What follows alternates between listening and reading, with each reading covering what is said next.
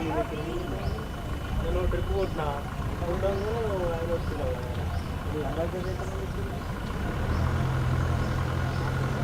सामान सामान सर हाँ ये मेरा हाँ सामान उठाने वाला रेट क्या है अरे मेरे जाबर वो सामान उतार कहाँ तक पहुँचे कितने सत्रह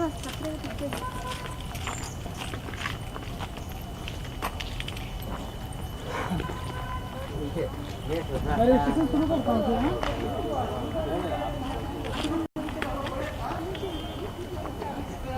बड़े कुछ नहीं बोला और बोला ऐसा बड़ा था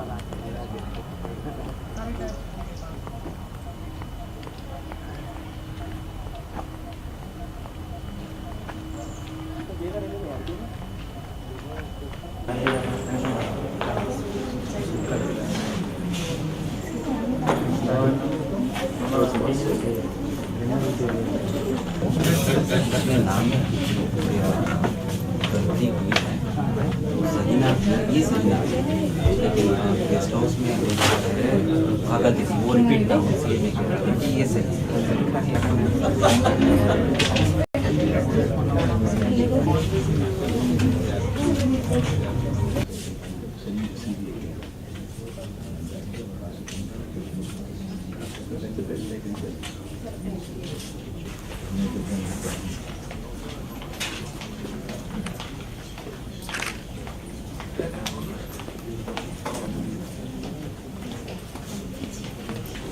विशुद्ध विज्ञान घनस्वरूपं विज्ञान विश्राण बद्धदीक्षं दयानिधिं दयाभृतां शरण्यं देवं हैग्रीवमहं प्रपद्ये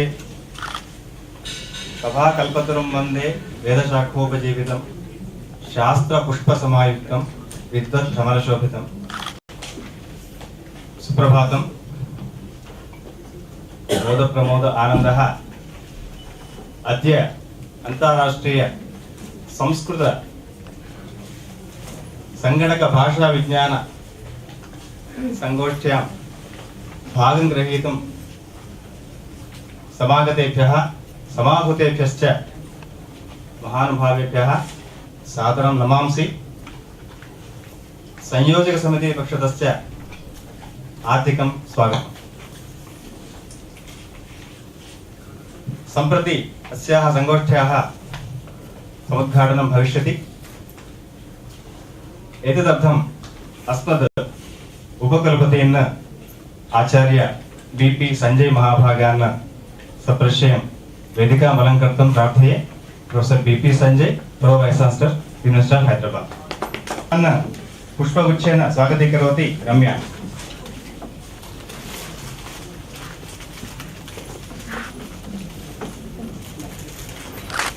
आचार्य मोहन रमणन महा एतान् तावत् पुष्पगुच्छेन किरणमयी स्वागतीकरोति।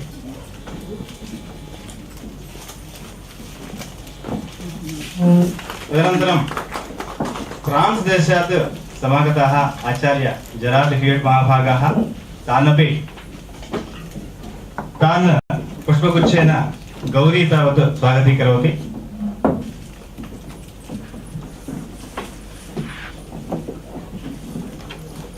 तदुपरि अस्मद्विभागाध्यक्षाः श्रीमती अम्बाकुलकर्णी महाभागाः सादरं वेदिकाम् अलङ्कर्तुं प्रार्थयामि। एताः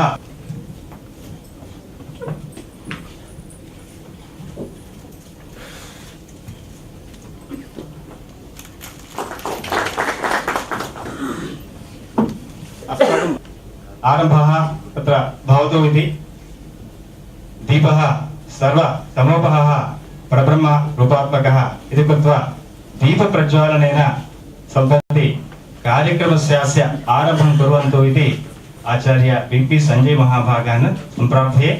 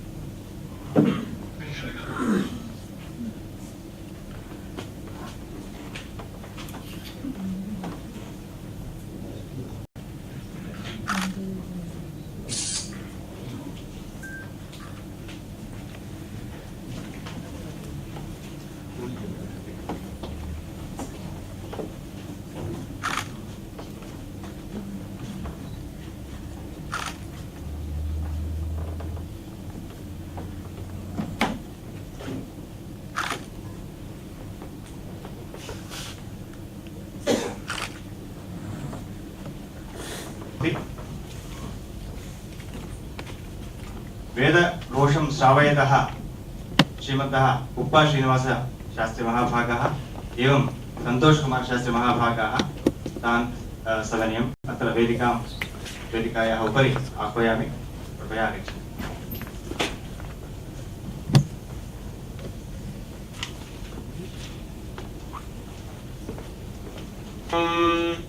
गणानां त्वा गणपतिगं हवामहे कविं कवीनामुपमस्रवस्तमम् ज्येष्ठराजं ब्रह्मणां ब्रह्मणस्पतः नः शृण्वन्नोतिभिः सेदसादनम् श्रीमहागणाधिपतये नमः।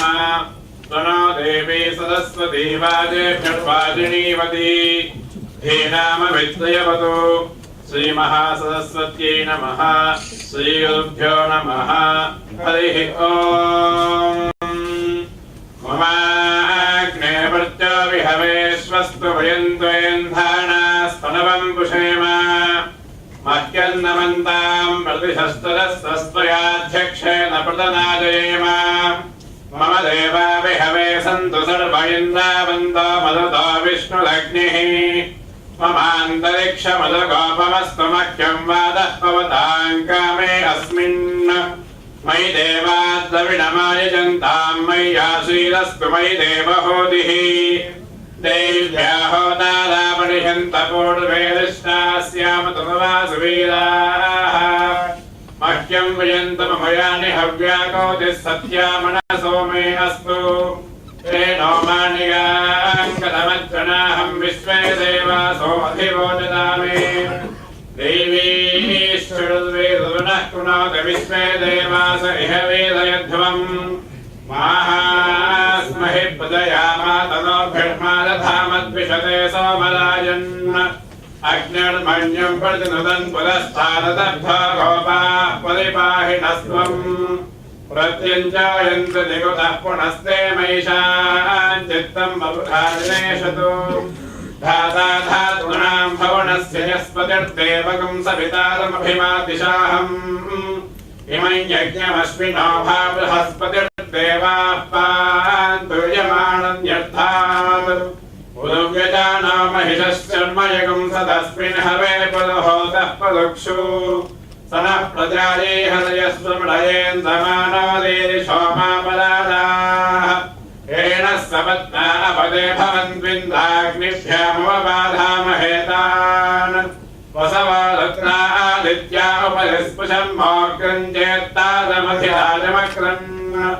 अर्वाञ्चमिन्द्रममुतो हवामहे योगोदित्थनतिरस्वादित्याः। इमन्नो यज्ञं विहवेजुषस्वास्य कुर्मो हरिवो मेदिनं त्वाम्।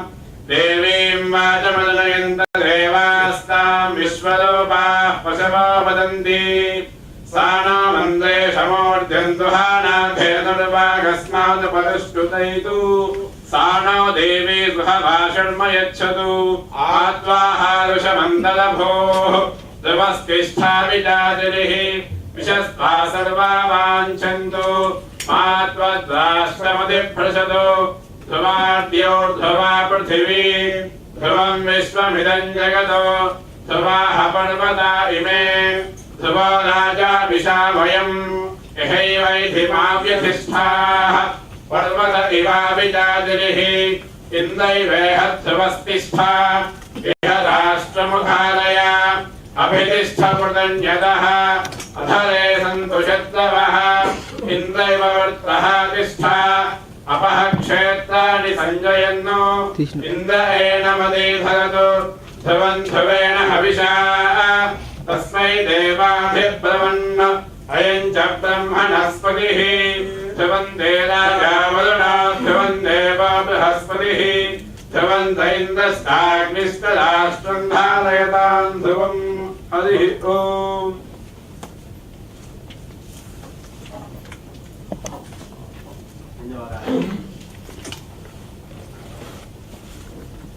इदानीम् अस्माकं संकाय प्रमुखान् भवान् नमणन् महाभागान् अहं प्रार्थयामि सभायाः अध्यक्षं वोढुं तथैव स्वागतभाषणमपि कर्तुं।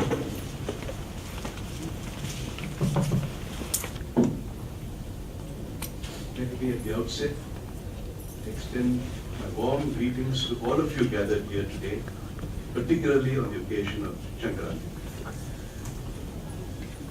The 3-day International Symposium on Sanskrit Computational Linguistics, which is being jointly organized by the Department of Sanskrit Studies of this university and INRIA, is the third such event in a series. The first having been held in Paris, the second in the United States, and the third in our beloved city of Hyderabad. I must compliment Dr. Amba Kulkarni and Dr. Prasad, and of course Professor Hewitt, for putting together this program and for managing to gather such a galaxy of scholars, not only from India, but from abroad. The feature of this symposium, as I understand it, is that it will attempt some kind of a bridge between the traditional Sanskrit scholarship of this country and modern scholarship, not only in Sanskrit, but also in computational linguistics. And this bridge will hopefully allow or enable a great deal of progress in various aspects of linguistic sciences. The mandate of the Department of Sanskrit Studies of this university is very much in keeping with the aims of the symposium. It is meant to be a department which will mine the ancient Sanskrit texts, be they texts from the classics, or from the Puranas, or from philosophy, or from linguistics. Mine those texts for a modern instance and precept. Work in this direction is going apace, and this department, which has been formed only about 2 years ago, has made steady progress. The emphasis at this point is on natural language processing, but efforts are being made to open up the Department of Sanskrit Studies to other areas of concern. A step in that direction was the first national conference we organized a few months ago on Sanskrit in the modern context, in which we heard papers from scientists, linguists, philosophers, musicians, and a whole range of disciplines, which showed that Sanskrit seems to be the mother of several disciplines. This interdisciplinarity is, I think, going to be at work during the 3-day symposium which we have organized. On behalf of the University of Hyderabad and on behalf of the School of Humanities, I welcome each one of you for taking the trouble and making it to Hyderabad. And I will welcome you not only to a stay which will be comfortable, we hope, but also to an intellectual feast. We are particularly happy to have our Pro Vice Chancellor, Professor B.P. Sanjay, a communications expert who has come here and who's presiding over this conference and also going to be the chief speaker for this morning. Thank you very, very much for giving me this opportunity to participate in this traditional venture.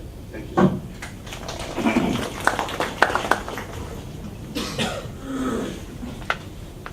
B.P. Sanjay, to preside of the function.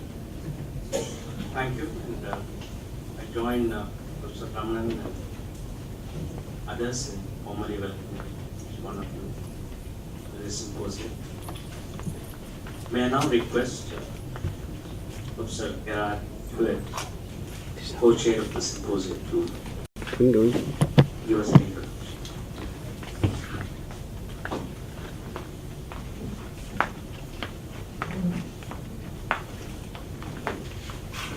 Good morning. Bhajiran. It is with great pleasure indeed that we see so many participants eager to share knowledge about a wonderful language, which has been spoken without interruption for more than 3,000 years, and whose literature is an immense repository of knowledge in all disciplines. This language is believed to be a dead language by ignorance, since it is not a vernacular language, and probably never was. it is in some sense not a natural language. And as its name says, it's a perfected language, specially refined for very precise communication. It is quite unique in that its grammatical tradition, Vyakarana, is not only of great antiquity, with the tremendous achievements of Panini 2,500 years ago, but it is a very vehicle of rigorous argumentation in Indian tradition. Thus, Sanskrit linguistics has an eminent position in general linguistics, which far exceeds the initial interest of scholars of the 19th century in comparative linguistics and Indo-European studies. Now there is indeed a renewed interest in this language in the age of computer technology. Let me dispel a naive idea of what computers are about. 50 years ago, when I started my career in this emerging discipline, computers were costly scientific instruments constructed to execute precisely very complex scientific computations. Today, computers are everywhere. Everyone carries a most powerful computer in his own pocket. There are now ubiquitous devices in a complex of communication networks which support the transactions between nearly all human activities.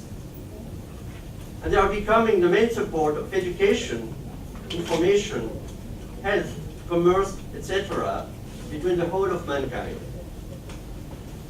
How to harness this wonderful opportunity in a way that will benefit everyone, and not just the rich and powerful, is an enormous challenge. We want to avoid two pitfalls. One is the Tower of Babel. Too many people speaking too many languages without proper understanding, leading to chaos. The other pitfall is standardization in some bland melting pot. Everybody speaking broken English, uniformization of lifestyles, and ultimate loss of all cultural diversity. Thus, it is a vital challenge for humanity to develop adequate language technology. This is a very tough technical challenge indeed, but a very exciting one, and one in which Sanskrit will play an eminent role, not just because it is an important cultural artifact, but first of all because it is an essential source of knowledge, because of its Vyakarana tradition. Thus, here in India, Sanskrit studies is a very important component of this emerging discipline of computational linguistics. Indeed, in Hyderabad, we are at the center of this happening, with a triple IT team next door, and right here at this university, with the development of the Department of Sanskrit Studies, which plays this very important role of bridging traditional Sanskrit education and modern technology. I have been fortunate indeed to collaborate early with my Indian colleagues in this endeavor, and 2 years ago, Amba Kulkarni and myself proposed to start a series of conferences, this Sanskrit Computational Symposium, in order to set an international forum where scholars of many specialties, Sanskritists, linguists, philologists, computer scientists, could exchange their knowledge and share tools toward this common endeavor. My own research institute, INRIA, hosted the first happening 2 years ago in Paris, and this was a modest talk with 30 participants. But somehow the time was right, and many groups joined in it. Last year, Peter Scharf organized the second event at Brown University in the USA, and today, at last, this conference is coming home, so to speak. And look how many people are here today. I am now confident that this event is here to stay as an essential link in a sustainable cooperation endeavor. So, let us we now agitam astu. Thank you very much.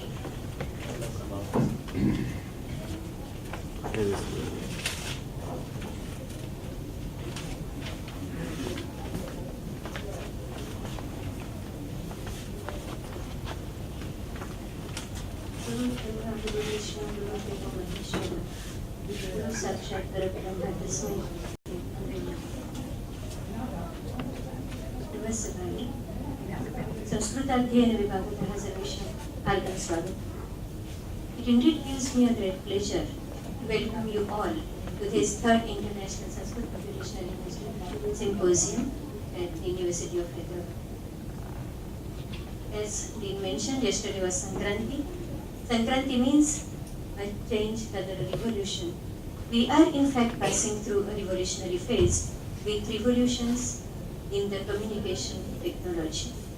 And we Indians are fortunate to have a treasure in terms of sound theory of language communication. However, the traditional Sanskrit scholars are far away from the technological developments, and the computer scientists did not have any direct access to this treasure house of knowledge. The suitability of Paninian grammatical tradition in the age of information technology was well recognized by the scholars, and over the past 2 decades, we also see an upsurge of activities in the field of Sanskrit Computational Linguistics.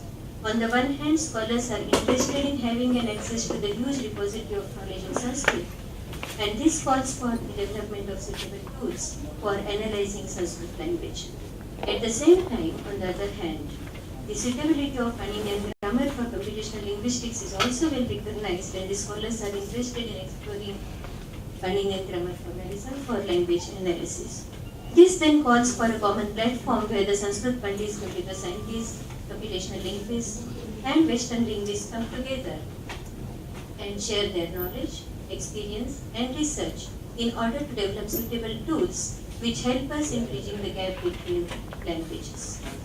The Sanskrit Computational Linguistics Symposium is an effort in this direction. After the successful events of first and second symposium at Paris and Rome respectively, we are gathered here for the third symposium. For this symposium, we received 16 submissions, of which 9 were shortlisted for the presentation. It was also a pleasant surprise for us when Springer approached us for publications of the proceedings of the earlier as well as this third symposium, and could bring the proceedings well in time for this event. We decided to have Sanskrit translations of the abstracts of the submitted papers for the benefit of Sanskrit scholars, and I'm glad that Sanskrit Academy extended its help in bringing out the translations in a short span of time. We are also fortunate to have Professor S.D. Joshi among us, who will deliver his keynote speech short while from now. We are lucky to have 2 other invited speakers, again Paninian scholars, Professor Jan Huben and from France, and Professor Ramkrishnamacharyalu from Tirupati. Another special feature of this symposium is a Vidvat Sabha on Vakyartha Vichar, where the views of various schools of thought among Indian grammatical tradition as on meaning of a sentence, Vakyartha Vichar, will be presented and debated. Professor Prahlad will preside over this Sabha. The major focus of this symposium being on the development of various computational tools, a major slot is also devoted to the demonstration of various tools developed across the world. Panini is well recognized as father of informatics, and Hyderabad deserves a special mention. It was here the first effort to build a Sanskrit word form generation machine on the principles of Ashtadhyayi was undertaken some 40 years ago by a session judge and a Paninian scholar, Sri Harkare. We are fortunate to have this machine still preserved, though not in working condition, by the student Dr. Hariharnath, and he readily agreed to demonstrate the machine for the benefit of the delegates. Finally, on the last day, a panel discussion on the standardization issues is organized. We are glad to note the overwhelming response to the call for participation we have around 150 delegates, of which a dozen are from abroad. Around 80 are from different parts of the country, and we have around 30 participants from Hyderabad and Secunderabad city. And it's also a good thing to note that almost 20 to 30 participants are students of Sanskrit. I mean, who are pursuing their studies in Sanskrit. I welcome you all once again. Sure.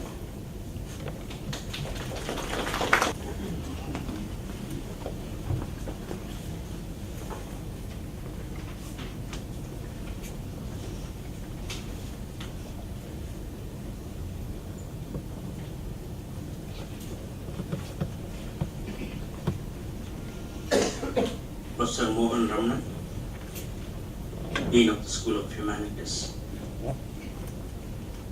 Professor Gerard Hewitt, our distinguished guest and co-chair. Dr. Ambakul Karni from the Department of Sanskrit Studies.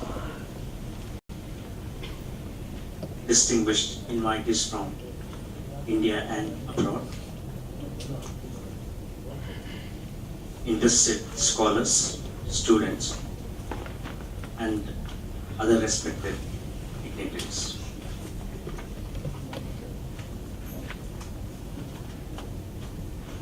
It's indeed an auspicious day, having this symposium as a sign of augury for better things to come.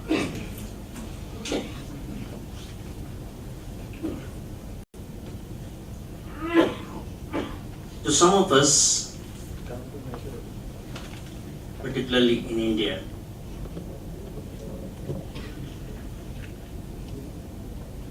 it's a very problematic and a very contentious dilemma that we have reached a stage where we have to advocate, argue, and develop institutional arrangements for this great classical language of the country.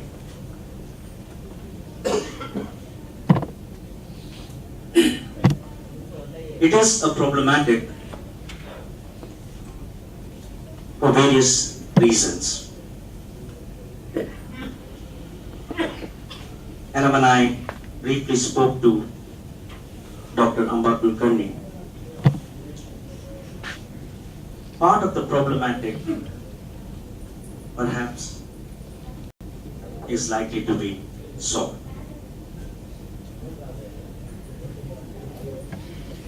Ironically,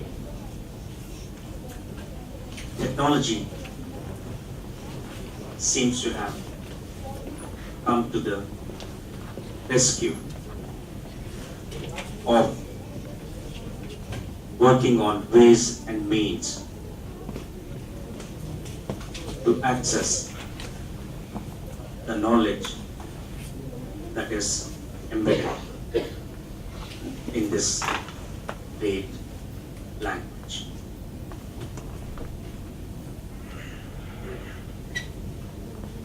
Very often, intervening and perhaps justified social and cultural movements at times unintended relegate certain traditions.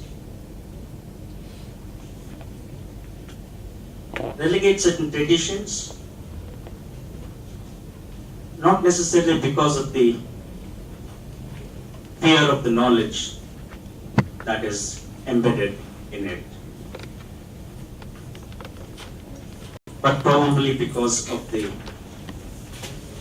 perceived notions of power, inequity, and asymmetry that is thought to be embedded in these traditions. Perhaps it's a consequence of all such movements, all such articulations.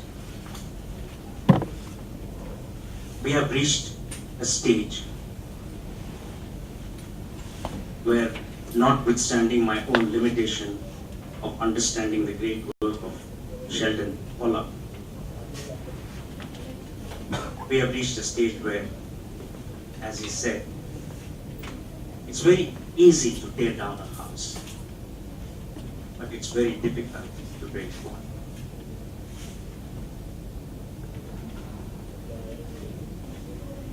He also, in a different way, lamented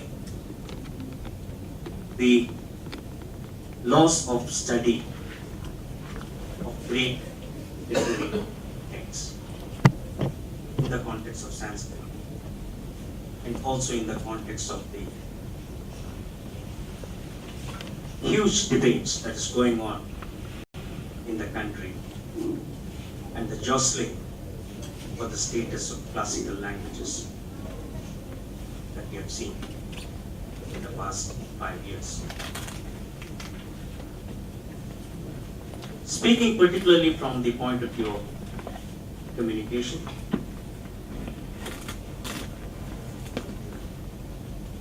Professor Hewitt mentioned two aspects. It's a cultural artifact and it's a perfect communication language.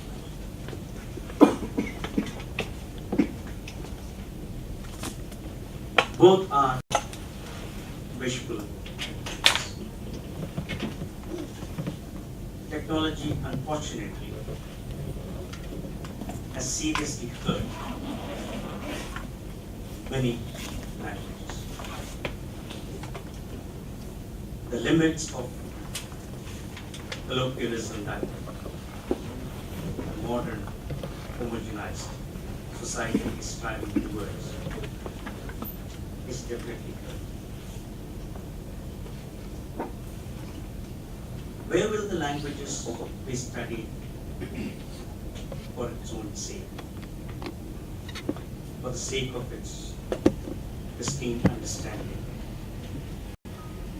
cherishing and preserving the knowledge that is embedded in it. I can only think of one place. That's the universities and education institutions.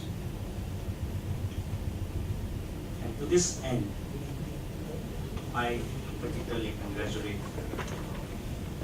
our Department of Sanskrit Studies for not only building up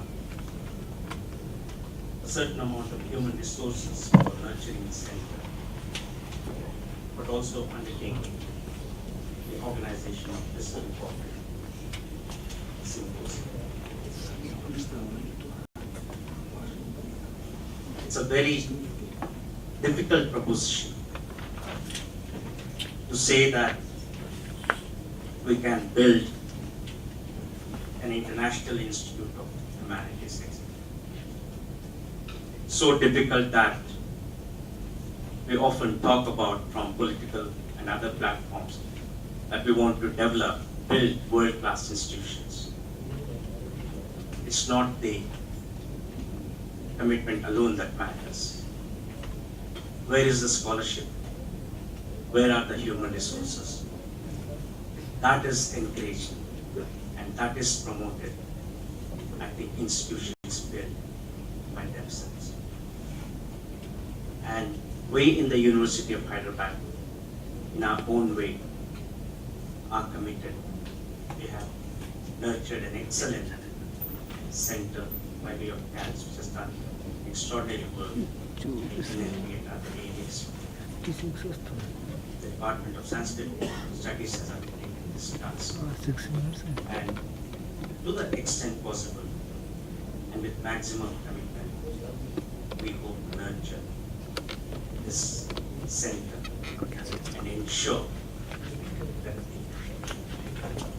the amount of wisdom and knowledge that is embedded not only in Sanskrit but many other languages is made available for meeting the challenges of our contemporary and future context.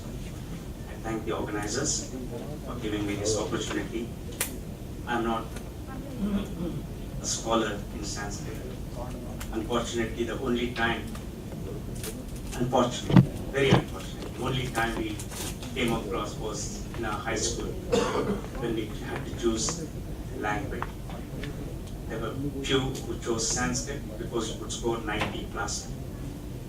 Still, that is a tradition. There were few who said that, no, what will I do with 90 plus, but no, only Sanskrit in English. I don't want to do it. I'd rather have a second class, but no, one other language. Well, that's the tragedy with which some of the languages are being pursued. There are debates, as I said, justified debates, but nothing undermines the importance of language in a society. Thank you very much. The Symposium published by Springer and the gist of it translated into Sanskrit published by Sanskrit Academy. We would like to, I request Professor Sanjay to release the books.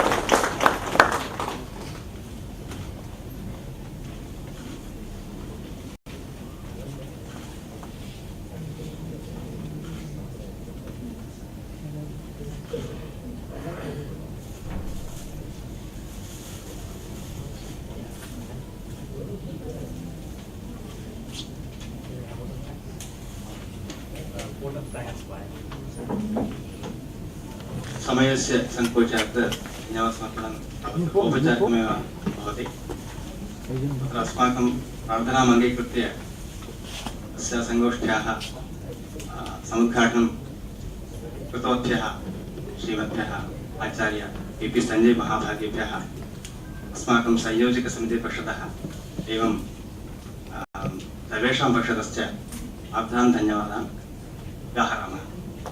एवमेव ते तावत् पुस्तकविमोचनं कृतवन्तः अद्य तदर्थमपि पुनः तेषां धन्यवादान् वितरामः। तथा अस्माकं प्रार्थनाम् अङ्गीकृत्य अत्र समागताः आचार्य मोहन रमणन् महाभागाः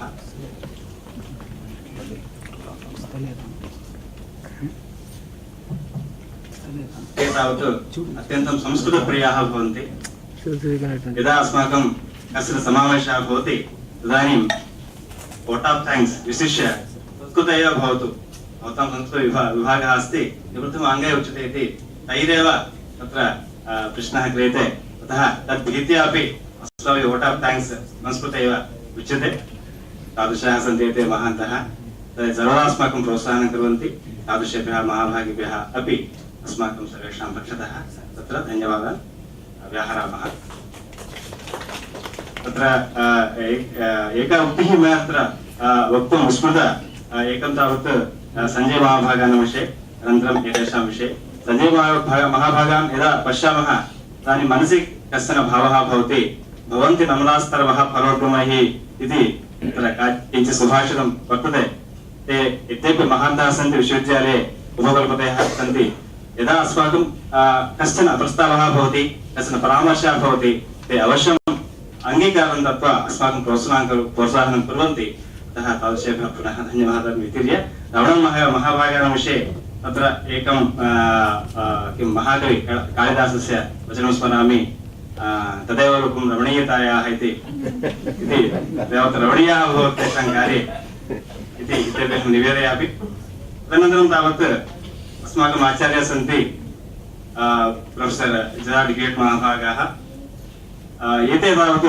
भारतीयसंस्कृति सम्प्रदायं संस्कृतं च सम्यक् जानन्ति किञ्चित् कालात् पूर्वमेव अस्माकम् आवयोर्मध्ये कश्चन सल्लापः आसीत् बर्बरीकः कः इति पुराणे सः का भवति इति ते सम्यक् मां बोधितवन्तः सः का भवति इति अहं वक्तुं न पारितः अतः तेषां श्रद्धा अत्यन्तं प्रशंसनीया ते अत्यन्तं श्रद्धाळवः भवन्ति एतेषां विषये अपि कुर्वन्नेवेह कर्माणि इति रीत्या ते अत्यन्तं सर्वदा कार्यरताः भवन्ति तादृशेभ्यः महाभागेभ्यः अपि तत्र सर्वेषां पक्षतः धन्यवादान् वितरामि एवमेव अस्माकं विभागाध्यक्षाः भवन्ति अम्बाकुलकर्णी महाभाग एतेषां विषये अपि काचित् उक्तिः स्मर्यते मनसि न्यायात् पथः प्रविचलन्ति पदं न धीराः इति यदा कदापि यस्मिन् कस्मिन्नपि समये कार्यं कार्यं कार्यम् इत्येव तत्र डेडिकेशन् इति उच्यते तदा तावत् सा करोति अन्यान् कारयति तादृशी महाभागा अस्ति सा तस्याः कृते अपि सर्वेषां पक्षतस्य हार्दान् धन्यवादान् वितीर्य सर्वान् नमस्कृत्य विरमामि अत्र समागताः सन्ति विख्याताः महान्तः वैयाकरणाः आचार्य एस्.डी. जोशी महाभागाः एते तावत् इदानीं पथिप्रदर्शनभाषणम् अथवा कुञ्चिकाभाषणं प्रदास्यन्ति अस्याः सङ्गोष्ठ्याः तेषां विषये किञ्चित् परिचयं प्रदातुम् अहमत्र प्रार्थयामि पल्हार् कुलकर्णी महाभागान् आगत्य ते तेषां परिचयं कुर्वन्तु इति I feel highly privileged to introduce Professor S.D. Joshi, my guru, to you. Shivram Dattatreya Joshi, Professor S.D. Joshi, has so far published more than 30 volumes explaining and interpreting Panini's grammatical tradition. Notable amongst them are 11 volumes of the translation of Vyakarana Mahabhashya of Patanjali and 13 volumes of the translation of the Ashtadhyayi of Panini. Professor Joshi is still working towards his newly set goal of publishing another volume on an aspect of Panini's grammar soon, even at an age of 84. Professor Joshi is a remarkable star of the Vyakarana tradition that flourished in Maharashtra in the post-Nagesha period. He is Vyakarana Chudamani from Vedashastrottejaka Sabha Pune and a PhD from Harvard University. He was the head Department of Sanskrit and Prakrit Languages, University of Pune, and the Director Center of Advanced Study in Sanskrit, University of Pune. He is a former General Editor of the Encyclopedic Dictionary of Sanskrit on Historical Principles, Deccan College, Pune. Professor Joshi is widely known for his many original thoughts on Paninian grammar. Siddha principle is one of such contributions of his. I thus salute this modern Muni of the Trimuni Paniniya Vyakarana tradition and request him to deliver his keynote address. Thank you.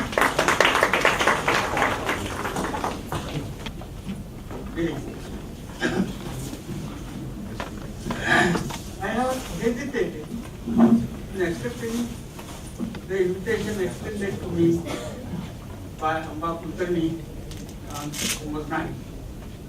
Main reason was that I am not acquainted with what is called Sanskrit Computational Linguistics or with the theories of modern machines, or with information tech.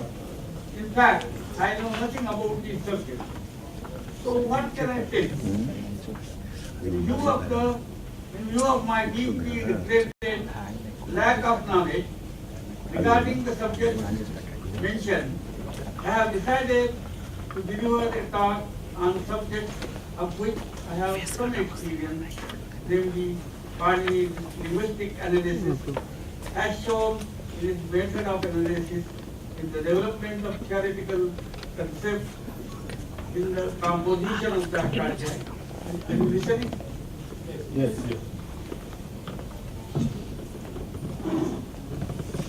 Finally, in applying his linguistic analysis to the spoken sources of his day, he has developed a number of theoretical concepts which can be used for the analysis of other languages also. That is an elementary insight, which proved to be the faithful already in the 19th century. That is elementary insight which proved to be very helpful. When linguistics and especially comparative linguistics were developed as separate branches of sciences in Germany and France, reading statements about information coding, in which Panini is hailed as an early language code information science. I am reminded of a situation in the early 60s after Chomsky had published his book on syntactic structure in 1957. Here Chomsky introduced a type of grammatical grammar called transformational generative grammar. It earned him a great of applause globally. Then it dawned on linguists that Panini had also composed generative grammar. So Panini was hailed as the farmer of generative grammar. That earned him a lot of interest among linguists. Many linguists, foreign as well as Indian, joined the bandwagon and posed as experts in Paninian grammar Chomsky and Chomsky's terms.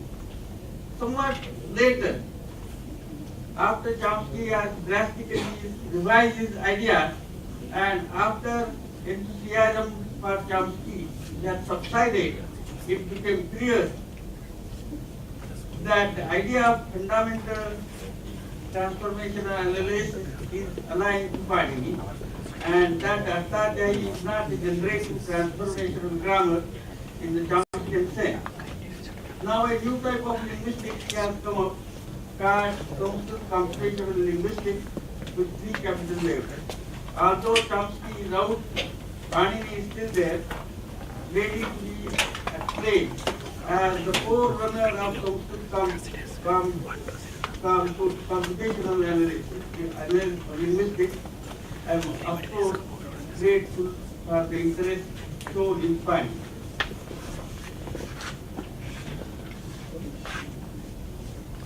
So what to talk about? I can obviously refer to the 25 volumes published by the University of Pune and Sahitya Academy, one series on sections of Mahabharata and another series on sections of Arthadhyayi. From the first series, I expressly mentioned the Samarthanika, the Karakanika, the Anamitanika, the Pashanika, and the Sarvabhavanika. In all these books, fundamental questions about Panini's method of linguistic analysis have been discussed extensively, but reference cannot make a keynote address. So,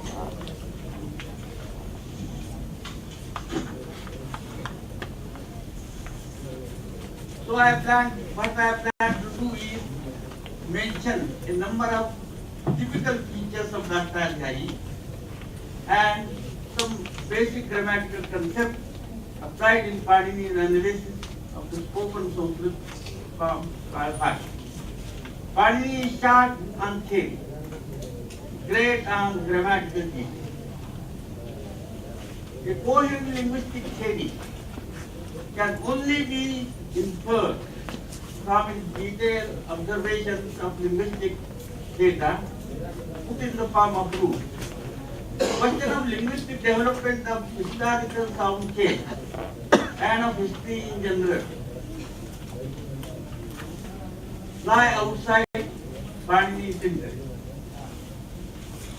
Contrary to some Western misconceptions, the starting point of Panini's analysis is not the meaning or the intention of the speaker, but word form elements as shown in the initial stages of the Prakriya.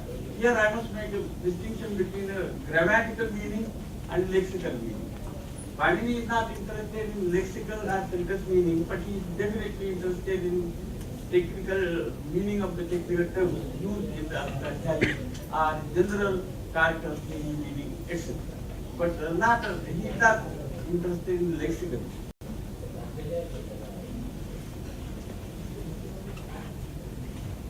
Then by applying operations to these elements, a derivational process starts. This process results in the word fit for use in Vyavahar, the everyday usage of educated system. Thus, we may say that Panini starts from morphology to arrive at finished word where no further rule becomes applicable. We have to bear in mind Sanskrit is an inflecting language. Finally, this process of root morphology are useful for generating the structure of sentences in abstract phrase, not referring to their phonetic form. In the Ashtadhyayi, is Ashtadhyayi rightly called a grammar? It certainly deals with the traditional parts of grammar in the West, namely morphology, word formation, syntax, phonology, etc. On that account, the name grammar applies. It is in fact a part of the title given by Murthy to his edition of the Ashtadhyayi. But the Ashtadhyayi is not a grammar in this general Western sense of the word. It is a device, a derivational device, word generating device. It presupposes number of correct Sanskrit words and word groups, even though we lack the means to check whether the words derived from part of actual usage. As later grammarians put it, we are Lakshanayika Chakshushka, solely guided by rules. Corrections of generated by the correct application of rules. Correctness is always guaranteed by the correct application of rules. For purposes of derivation, as seen by Panini, list of words, verbal bases, dhatus, and of ganas are essential. The list is produced in the dhatu pattern and gana pattern. It must have formed part of the Paninian tradition from the very beginning. Every factor, branch of science, has its technical vocabulary. Technical terms require a definition of their meaning, be as opposed to the words in everyday speech, which are characterized by pre-symbolization, not bound by previous conventions. The Ashtadhyayi, being a Shastra, has its own technical vocabulary consisting of samjnas, technical terms, pratyaharas, abbreviative designation, and paribhasha, rules of interpretation. From various other branches of science, technical terms are taken supposed to be generally known to people. I mentioned mantra, yajush, etc. Up to there are so many 30 terms which I refer to in this way. Use of pratyahara is made when the question of enumeration of speech sound structure. Pratyaharas are an enumerating stating device. In semantics, each semantics part of the arthadhyaya are put slightly differently, thus meaning also form part of Panini's linguistic analysis. You have to be very careful here in what is understood by the word meaning. In the Indian tradition, artha is the thing meant, the thing referred to which we refer by means of words and sentences. Taking artha in this sense, we answer. My answer is no. Semantics is not that way part of grammar. That is clearly stated by Panini 1256. Arsasya anya pramanatvat. Because artha is defined by something else than the artha. The idea is that the arthadhyayi is no authority to decide that word A refers to the item A and the word B refers to the item B. That is decided by usage in which the metaphor plays a big role.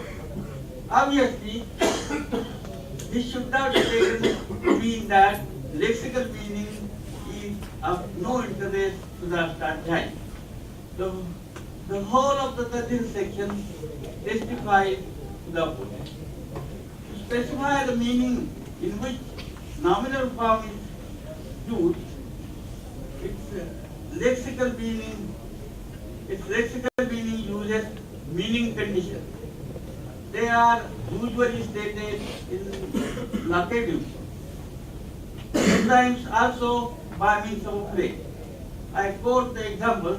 The first is Akves Tachira Tadharma Tatsaru Karishu, P2134.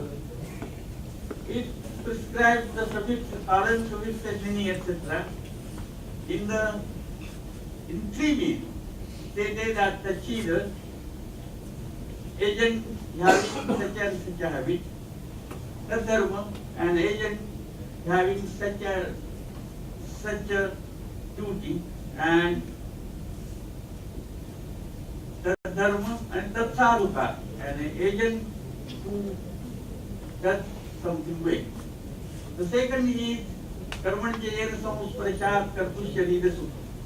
It deals with the Krit suffix include. The rule says Yena Samusprashat Kartusharida Sukham, on account of which the agent experiences the feeling of physical pleasure. The example given is Param Sukham, satisfaction arising the drinking of milk.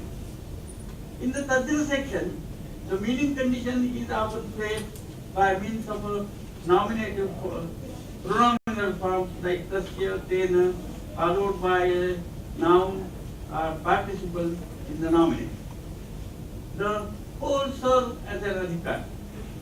But here also, phrases may be used for the same purpose. I mentioned 4 to 59, Taradhite, Tadved. The tradition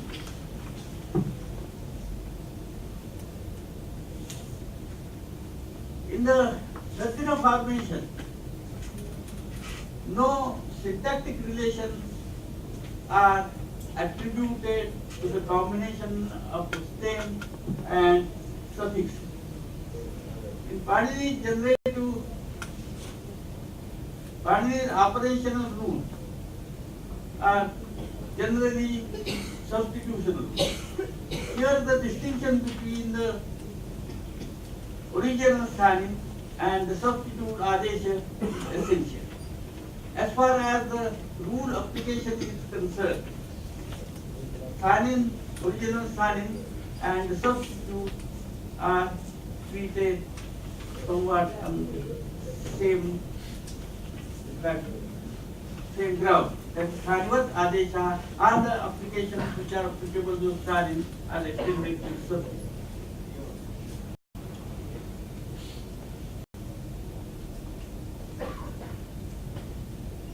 What about rule order application in the Ashtadhyayi? As is well known, the Ashtadhyayi has been divided into two parts, the Siddhakanda and Asiddhakanda.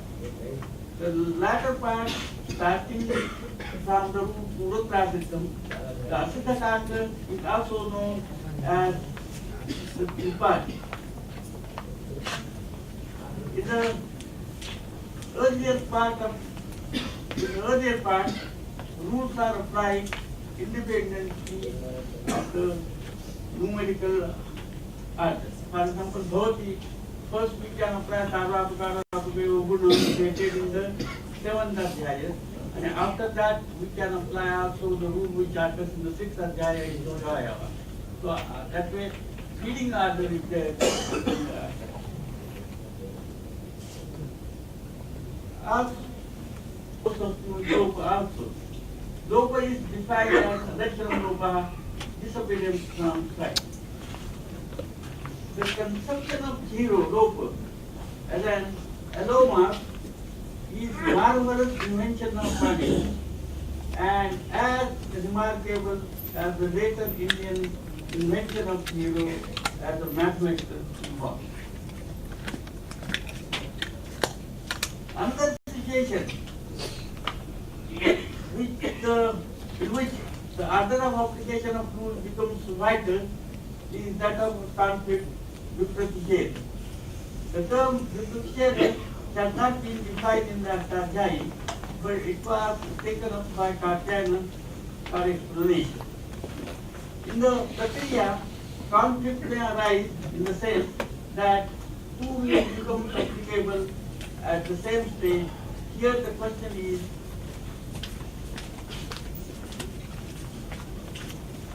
of determining the stronger rule which is to prevail.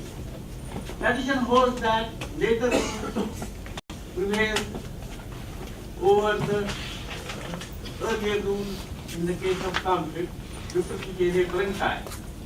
But it has been shown, it has been pointed out that the cases of vipratished can be brought under the general principle of apvada and antara.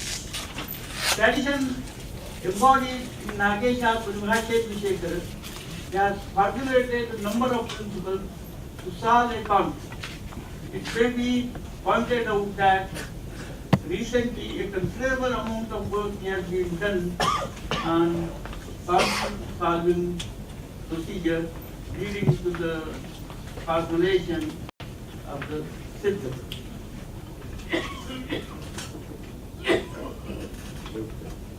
I won't bother you with further details on this intricate problem. Katyayana, in the opening Vartika of Mahavashya, says, Atha Shabdami Shastanam. Now starts the instruction in words. But what are words? Patanjali explains in his Bhashya that words may belong to the ordinary speech or the Vedic. They are Laukika or Vedic. Examples for both categories are quoted. Then he asks the question in the Dohu, what is the word? Atagauri is the question. The answer is that from this word we understand the object which is singular, hum, ha, who, and ha. Apparently, the word in that form, apparently a word is that from which we understand a meaning in the sense of a thing. Finally, the answer to this question, what is word, is rather different and rather more linguistically precise. First of all, our word, he does not use the word shabda, but he uses the term pada. Then he defines the term as suptingantam padam, ending in sup suffix or in the things. Thus, pada does not just mean word, it means a fully derived word according to Paninian standard. Clearly here, Panini does not enter into the question of meaning, but starts in terms of word formatting category. The derivational procedure, prakriya, starts from a dhatu, a verbal base, a list of which is provided in the dhatu part. But what comes next is the derivation of suffixes, pratyaya, divided into krut and tajit. The section dealing with the addition of suffixes starts from 3192 dhatu. This is the crucial rule in Ashtakyayi for purposes of derivation. The order of dhatu and pratyaya is fixed by Panini 312 pratyaya parashchat tirastas, which says that the suffix is the following letter. Now, the derivation of the base of a subanta pada is either a dhatu plus the suffix, which forms a nominal base, or a nominal base plus the other suffix, or a combination of nominal bases with their inflectional suffixes are called saman. All these derivational nominal bases are called pratipadicals by the rule Triptathita Swansa. Thereafter, feminine suffixes may be added to indicate feminine gender, and sup suffix comes to take care of gender either other than the feminine, and of number and of masculine. In the last two stages of derivation, they are reserved for the application of Sami rule and of Satishishta assembly. You have to bear in mind that Sanskrit is the fixed accented language, although unlike in the Vedas, accent in Sanskrit is not indicated in classical Sanskrit. Accent is treated by Panini in great detail from Panini 61158 to 62199 in our 263 rules, plus accents are indicated by the Anubandha, etc., stating that it is Antora, etc. That is, in short, how the derivation of nominal form goes. The whole process of being regulated by rule. And everybody knows for some Sanskrit Subandha word, a derivational base is not reasonably available. They are declared to be Adhispanna Pratipadika, underivable Pratipadika, or they may be still be derived with the help of an ad hoc invented subject. One more point about Prakriya, which may be of interest to you in computer linguistics. The Ashtakyayi is not just analysis of what he calls bhasha and what was called Sanskrit later on. It is also a generative calculus, which is actually a main thrust of the Ashtakyayi. Whereas the types of grammar developed in Greece and Rome is paradigmatic, the Ashtakyayi is the generative calculus known as Prakriya, for which Patanjali composed the authoritative handbooks known as the Siddhanta. Mastery of Panini is shown in mastery of Prakriya. The Prakriya evolved by means of rule operation in successive stages. This is strongly reminiscent of mathematical procedures known as algorithm. As you undoubtedly know, in principle, the calculus can be produced by a machine provided with the text. Thus, I think we may say that Panini, whom I date around 350 BC, is intuitively used the idea of calculus. What about taste? One may ask, the technical terms in the Ashtadhyayi is character, literary, one that which brings about, introduced in Panini Guru Karake. A satisfactory English translation is not found. Karake is a syntactic category since it deals with the formal characteristic of word combinations, word group, or sentences in an abstract way, but not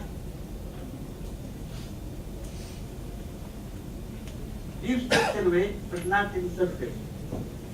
I may refer to the Karaka published by the University of Pune. Finally, I want to say something very briefly about Panini's idea of what. Term is not defined by Ashtadhyayi. Literally, the term means what can be spoken. In distinction to the term means what can be spoken in distinction to the term vachya, which means human.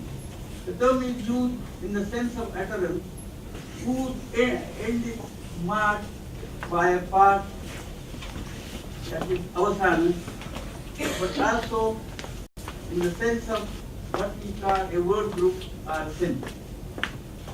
Thus, according to Panini, vachya refers to an utterance between two pauses, avasana, preceding one and subsequent.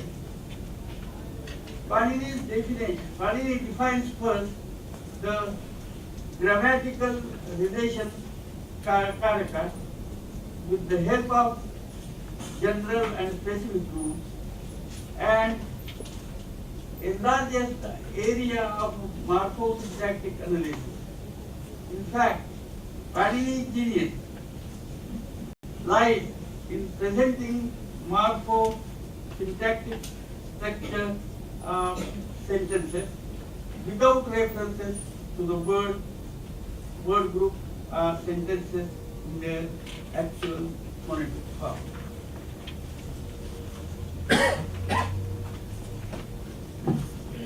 To explain more fully, we can have three types of nominal derivation in the Ashtadhyayi. The great division in derivational procedure in the Ashtadhyayi is the one between the noun stem derivation and finite verb derivation. These both derivations finally form sentences, sentence construction. The three types of nominal derivations are called Krit, Tadhita, and Samasa, and they are nicely summed up by Panini in one single rule, Krit, Tadhita, Samasa. The derivation between the first two types is made according to the type of suffixes Krit or Tadhita. The derivation of Kridanta and Tadhitanta word, Tadhitanta form involve a single nominal stem like Kartu or Dashara. But the Samasa derivation involves of at least two case inflected forms like Rajya and Purusha, which finally derive one single form Rajapurusha, which is also called Dhatu. The difference between Krit and Tadhita suffixes is that the first category, namely Krit, is added to a verbal basis called Dhatu, whereas the second category called Tadhita is added to a nominal stem also called Dhatu. The root thing takes us that the suffixes other than the thing, finite word ending, added to a verbal basis are called krith. They are added to a dhatu without the intervention of conjugational class sign vikarna. In this way they are different from thing suffixes. In thing suffixes we have to, in the case of thing suffixes we have to add vikarna, but in the case of thing suffixes normally we don't have to add vikarna.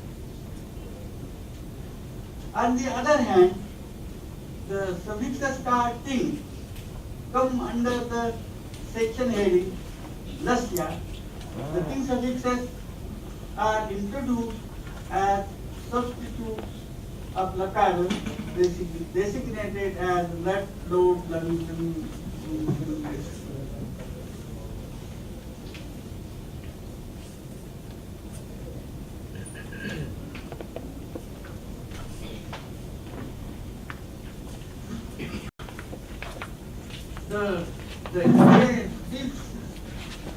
These differentiate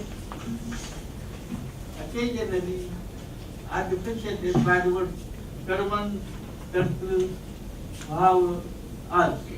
According to las karmani bhava chakaram ke, the underlying crucial the element for which things are substituted denote kartru, agent, karman, grammatical object, or bhav state. These meanings are important for the active, passive, and impersonal passive perspective. The systy blur plays a very crucial role in the derivation procedure of the statement. These blur suffixes give indirectly access to the selection of case ending. This is made clear by the abhita, anavita device that is peculiar to the Ashtadhyayi of point. At a particular stage in the prakriya of Tiganta and Suganta form, we have to decide whether a particular character is avita or anavita, and case ending or vibhakti come under the control of the adhikara anavita. I may give you just one example. By way of example, we take the phrases Ramo Ravanam Hanti, Rama kills Ravana, and Ravano Ramena Hanyate. Rama is killed by Ravana is killed by Rama. In the first phrase, the sense of kartu for Rama is avita by the understanding that the suffix for which the thing suffix by the suffix for which the thing suffix is substituted. Therefore, the nominal case ending is added after the same Rama by Pratisika. On the other hand, the sense of karman grammatical object is for Ravana is anavita. Therefore, to express this sense, the regular accusative case ending is added after the same now by karmanity. In the second phrase, the sense of karman is abhita by the underlying the suffix, for which the thing suffix te is substituted. Therefore, to express the sense of kartu, express the sense of karman, the use of the accusative case ending after the word Ravana by to that karman is prohibited by the rule anamiti. Instead, the nominative case ending is used by Padini, Katrika, just indicate nominal motion. Character sense is already denoted by the plaka. On the other hand, the sense of kartu for Rama is anavita. Therefore, to express this sense, the regular incubator case ending is added after the stem Ram by Kartipanayo. We know that the status of Kartu for Ravana and for Rama, status of Kartu for Rama and the status of Karman for Ravana, in connection with the action before two is not applicable. That is the basic structure of the passive and active construction is the same, namely Rama is Kartu, Ravana is Karman, the action of killing. But it differs, they differ in surface form because of the root Avit and Anam. Underlying idea is the same, that is not affected. They remain the same. The example shows the importance of Avita and Anavita device for explaining the active and passive construction.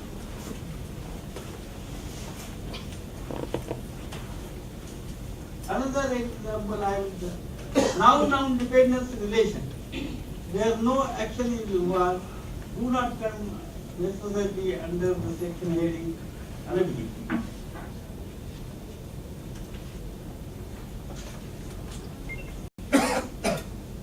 They come under the Shesha relation. To express such a relation, the genitive case ending is normally used.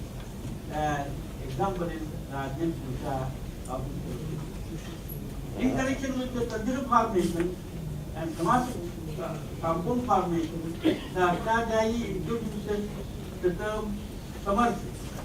Samartha, the word Samartha literally means capable. Samartha means capable. But in the grammatical context, it means capable of conveying the same meaning. Thus we understand that a Tadira formation like Dasharathi is preferred usage in comparison with the corresponding word group like Pressure, Satya, Abhay, the descendant of Pressure. Curiously, in Panini 211 Samartha Paravini, this word Y is missing, but Tatyani clearly suggests that the original reading of the root Samartha Padavini is Samartha Padavini 1, and he makes a comment, Vavachana Satyam Svabhavachana. The statement of Va in this root Samartha Padavini is redundant, that way. Because they, Katyayana, Patanjali and latest tradition did not know much difference between Va, Vibhasha and Anjitasya. Va indicates the preferred form. So Samarthanam Prathama indicates Tadita Vritti is preferred. So Samartha Paravini indicates Samasa Vritti is preferred to corresponding Lokika Pratya. According to the traditional interpretation of Padini 111, which implies the word Va, the compound Rajapurusha is the meaning equivalent of the word Guru Rajapurusha and for use. In the Pratiya, the fully indicated word group, fully inflected word group is used as the underlying theoretical structure from which compound is derived. The process of single word derivation is called by later grammarians by the term group. In conclusion, in the section dealing with some of the compound formation, the syntactic relation between the compound constituents is not explained with the help of terms determining a character, but with the help of the names of vibhakti case ending like Nitya, Satya, Chaturthi, but not Karaka. The reason behind is that the term Karaka is used in the Ashtadhyayi where the question of Avita and Anavita relation is involved. In the case of compound, we don't have the question of Avita Karaka relation or Anavita Karaka.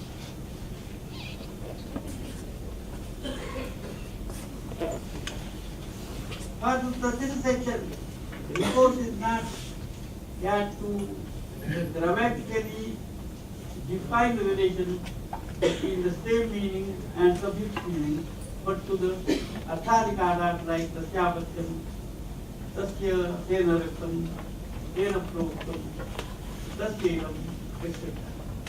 Thus, we do not find any grammatical relation stated by the Arthadhyayi between the same form Dasharatha and following E, which derives the word Dasharatha. But simply the meaning equivalence is established by the phrase Tasyapatyam with Dasharatha. Our point is to show that the Arthadhyayi, there is no single analytic approach to nominal derivation. This obviously applies to the analysis of inflected language like Bhasha. It may apply to the analysis of other inflected Indo-European languages also. Finally, I conclude my speech by saying Tasmai Namaha. I also extend my sincere thanks to Dr. Ambakupani and to the authorities of the Hyderabad University for their kind invitation to deliver the keynote address on the occasion of the seminar on Sanskrit Computational Linguistics. I gratefully express my thanks, and I admit that I am not acquainted with the computational linguistics. Thank you.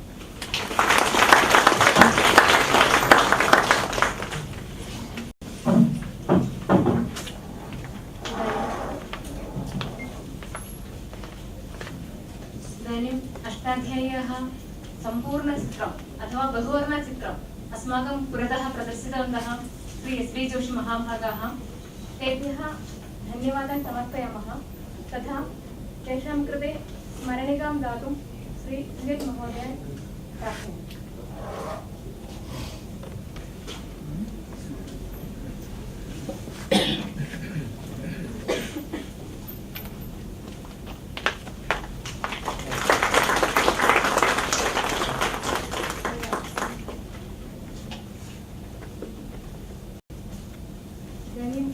चायपानार्थं गच्छामः, पुनः अत्रैव मिलामः। धन्यवादः। 11:35 पुनः अत्रैव आगच्छामः।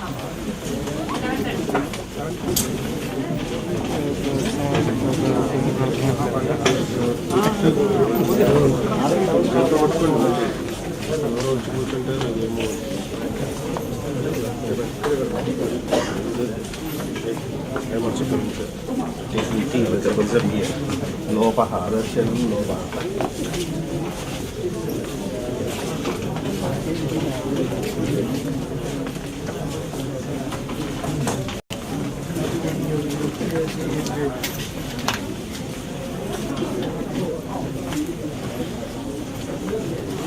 याद है मैं अलग ही नहीं आया था, हंस रहा था।